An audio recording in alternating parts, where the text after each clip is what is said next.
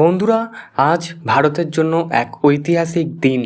এতদিন আমরা শুধু শুনেছি, কিন্তু আজ ভারত যা করে দেখালো তাতে পৃথিবীর বড় বড় শক্তিগুলো পর্যন্ত ভাবতে বাধ্য হচ্ছে। ভারতের প্রতিরক্ষা ভাণ্ডারে যোগ হয়েছে এমন এক নতুন অস্ত্র, যাকে সামরিক বিশেষজ্ঞরা বলছেন আধুনিক যুগের ব্রহ্মাস্ত্র। শত্রু দেশগুলি কি তবে এবার সত্যি চিন্তায় পড়ে গেলেন? চীনের বর্ডার থেকে পাকিস্তান, কোথাও কি আর পালানোর জায়গা থাকবে না? আজকের ভিডিওতে আমরা এই নতুন অস্ত্রের শক্তি আর এর পেছনে আসল রহস্য ফাঁস করব, তাই ভিডিওটি শেষ পর্যন্ত অবশ্যই দেখুন। সহজ কথা বলতে গেলে, ভারত এখন শুধু আত্মরক্ষার জন্য নয়, বরং শত্রুর শিবিরে ঢুকে আঘাত করার মতন প্রযুক্তি নিজের হাতে নিয়ে নিয়েছে। এই নতুন ব্রহ্মাস্ত্র আসলে কোনো সাধারণ মিসাইল বা ট্যাঙ্ক নয়। এটি এমন একটা প্রযুক্তি যা শব্দের চেয়েও দ্রুত গতিতে ছুটে গিয়ে নিখুঁতভাবে লক্ষ্যবস্তু ধ্বংস করতে পারে। আচ্ছা, আপনাদের কি কোনোদিন মনে হয়েছে বা মনে হয় কেবল কয়েক হাজার কোটি টাকার অস্ত্র কিনলেই কি দেশ শক্তিশালী হয়, নাকি তার পেছনে থাকা দেশি প্রযুক্তির আসল খেলা দেখায়? কমেন্টে আপনার মতামত অবশ্যই জানাবেন, আমরা প্রতিদিন কমেন্ট দেখি। কেন একে ব্রহ্মাস্ত্র বলা হচ্ছে?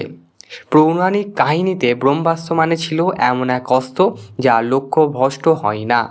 ভারতের এই নতুন মিসাইল সিস্টেম বা ডিফেন্স টেকনোলজি ঠিক তেমনই। অকল্পনীয় গতি, এইটি শব্দের গতির চেয়েও কয়েক গুণ বেশি জোরে চলবে, অর্থাৎ শত্রুর পক্ষ র্যাডারে দেখার আগেই এটি কাজ শেষ করে দেবে।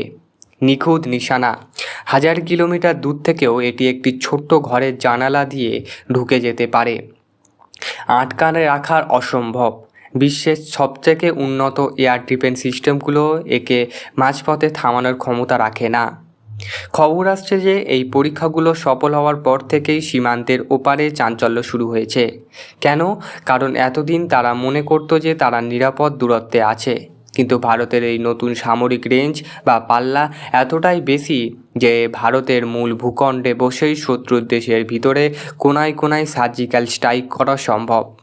তবে মনে রাখবেন, ভারত কখনোই আগে থেকে কাউকে আক্রমণ করবে না, কিন্তু যদি কেউ ভারতকে উস্কানি দেয়, তবে এই নতুন ব্রহ্মাস্ত্র কী হতে পারে তা কল্পনা করাই কঠিন। দেশি প্রযুক্তির জয় জয়কার।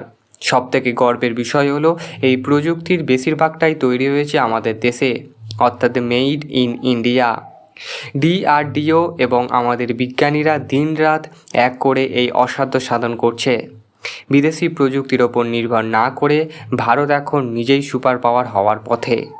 কিন্তু জানেন কি, এই পরীক্ষা ঠিক কয়েক ঘন্টা আগে ভারত মহাসাগরের একটি রহস্যময় জাহাজ দেখা গিয়েছিল।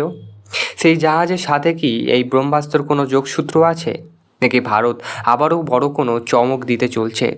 সেটা নিয়ে আমরা পরের ভিডিওতে আলোচনা করব। ভারতের এই নতুন শক্তি নিয়ে আপনার বুকে কি গর্ব ভরে উঠছে না? আমাদের দেশের বিজ্ঞানীদের জন্য এই ভিডিওতে একটা লাইক অবশ্যই প্রাপ্য। আপনি যদি মনে করেন ভারত এইভাবেই বিশ্বসেরা হবে, তবে কমেন্টে লিখুন জয় হিন্দ।